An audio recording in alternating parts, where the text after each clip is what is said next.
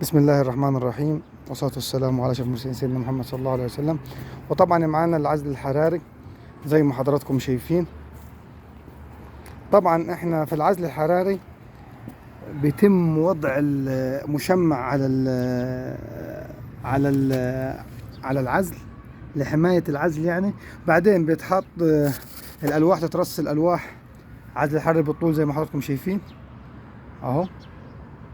وبعدين بعد ما تترص الألواح بعدين بنجيب القماش الصوفي، وبعدين بنشتغل البلاط على طول ان شاء الله زي ما حضراتكم شايفين اه، زي ما حضراتكم شايفين. وطبعا بيتعمل بعد البلاط، بوريكم ان شاء الله، بعمل لكم فيديو للبلاط. البلاط بيتعمل الوزره طبعا بميول 45 درجه زي ما حضراتكم شايفين على الوزره هذه بالظبط، اللي هي الوزره الالومنيوم. طبعا الوزره دي بتتعمل وتتقفل بسيليكون من فوق زي ما حضراتكم شايفين لحماية الحماية من الأمطار عشان ما تخترقش العزل.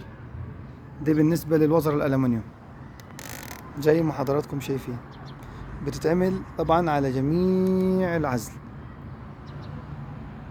زي ما حضراتكم شايفين في السقف اهو. وبيتركب طبعا البلاط بميول، وبعمل لكم فيديو ان شاء الله للبلاط وبشرح لكم فيه بالتفصيل الممل. والسلام عليكم ورحمة الله وبركاته.